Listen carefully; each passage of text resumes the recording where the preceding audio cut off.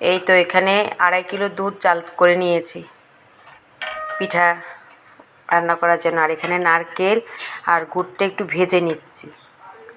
না ভাজলেও হতো, তারপরও এখন একটু গরম ঠান্ডা পড়তেছে, নারকেলটা ভেজে নিলে কি হয়, আর নারকেলের দুধের ভিতরে দিব তো, নাহলে নষ্ট হয়ে যাওয়ার সম্ভাবনা থাকে। এভাবে ভেজে দিলে কি হয়, দুধ সাথে নারকেল যখন মিক্স করবেন এরকম ভেজে দিলে আর দুধটা নষ্ট হবে না। মানে নারকেল কিন্তু তাড়াতাড়ি দুধটাকে নষ্ট করে ফেলে, তাই এটা ভেজে আমি দুধের সাথে মিক্স করব। 2.5 কিলো দুধ, আর এখানে এই তো নারকেল আরও নিয়ে রাখছি, আর একটু নারকেল দিব, গুড়। এই যে এখানে তেজপাতা দারচিনি দিয়ে দিচ্ছি। আর নারকেলটা ভাজা হয়ে গেছে, একটু ঠান্ডা হোক, এখন পিঠাটা দিব আমি।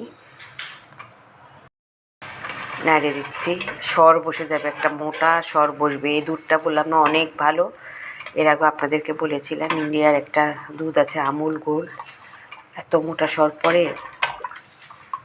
একটু লবণে দেবো, আমরা আবার মিষ্টির মানে যে কোনো খাবারে একটু লবণ দিই স্বাদটা ভালো হওয়ার জন্য। তো এখন আমি পিঠা দিব, তারপর নারকেল দিব, আবার গুড়ও দিব একটু। এই যে গুড়টা দিয়ে দিই, প্রথমে মনে হচ্ছে পিঠা দিব, আগে নারকেলটা দিই তারপরে পিঠা দিব। নারকেলটা দিয়ে ভালো মতো একটু জাল করে নিই, কারণ পিঠা দিলে বেশি জাল করলে পিঠাগুলো ভেঙে যাবে। অনেকে আছে ভাপ দিয়ে পিঠা দেয়, আমি ডাইরেক্ট রান্না করে নিব। এই তো এখন পিঠাগুলো দিয়ে দিব, এখনও নরম না, এই যে দিয়ে দিই, একটু রান্না করে নিই তারপর দেখাচ্ছি। এই যে সবগুলা পিঠা দিয়ে দিয়েছি, এবার আস্তে আস্তে নেড়ে নেড়ে রান্না করবো। আর এখানে আরও গুড় দিতে হবে, এই যে লিকুইড গুড়টা। এখন আস্তে আস্তে নেড়ে রান্না করে তারপর আপনাদেরকে দেখাবো ফাইনালটা। দেখেন মাশাআল্লাহ কত সুন্দর হয়েছে, মনে করছি একদম রান্না শেষে ফাইনালটা আপনাদেরকে দেখাবো, কিন্তু এখন আবার মন চাচ্ছে একটু দেখাই। দেখেন একটাও এই যে ভাঙে নেই।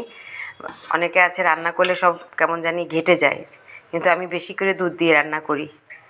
খুবই সুন্দর হয়েছে, এই যে দেখেন। একটু পরে আমি চুলাটা বন্ধ করে দিব। মাশাআল্লাহ আমার ছাই পিঠা রান্না শেষ। দেখেন কি সুন্দর হয়েছে, এটা আর একটু ঘন হয়ে যখন জমে যাবে, সকালবেলা খেতে এটা কী যে টেস্ট লাগবে। তো রান্না কমপ্লিট, চুলাও বন্ধ করে দিছি। আল্লাহ হাফেজ।